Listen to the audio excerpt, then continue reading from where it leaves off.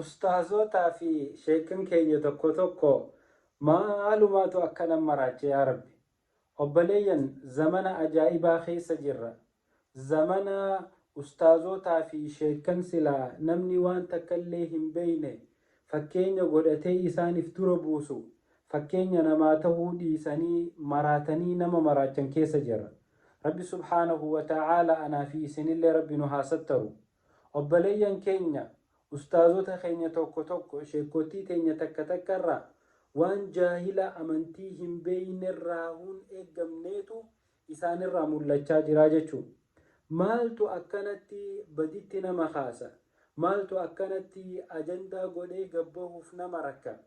Zamana musiibaa, zamana namni beekamtii barbaada akka malee dhama'u, zamana namni ka'baa rabbii keessa dhaabbatee muuziqaa itti banee harka lulu, zamana namni salaata hidhatee harama keessatti laayivii if dura kaayee moobaayila if dura qabu, zamana ilmi namaa qur'aanaan barsiisa jedhee waan biraa guruppii walitti qabatee laaqu. Obboleeyyan keenya Rabbi subhaanahu wa ta'aala nu haa sattaru.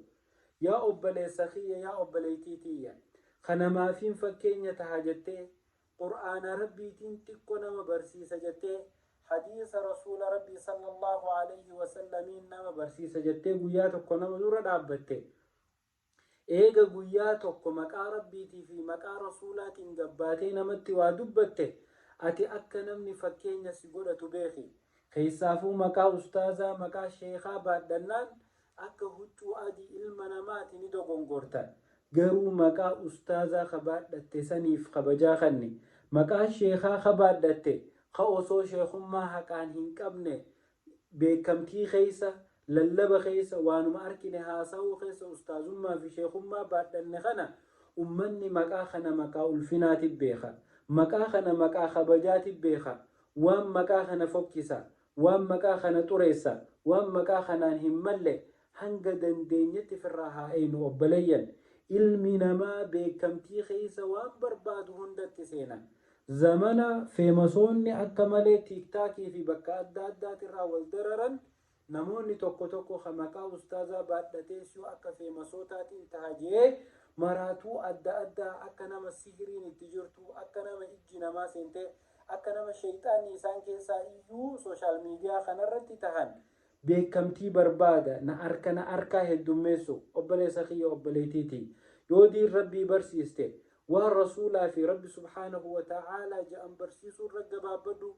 Fitinaa adda addaa hulaa daddooytee ifinneytee kaanii fi kaan ifiin bareecha ifiin tolcha abalu naanaa jedhan na haa faarsanii jettee mana maraataa hunda dhaytee wajji teessee iyyitee sharafallee ifirraan fuudhin, kabajaallee ifirraan fuudhin. Obboleeyyan kiyya ka maqaa ustaazaatii fi sheekaa baadhattan hundi keessanuu anarraa mataadha. Waan maqaa san fokkisu dalaguurraa haa fagaannu.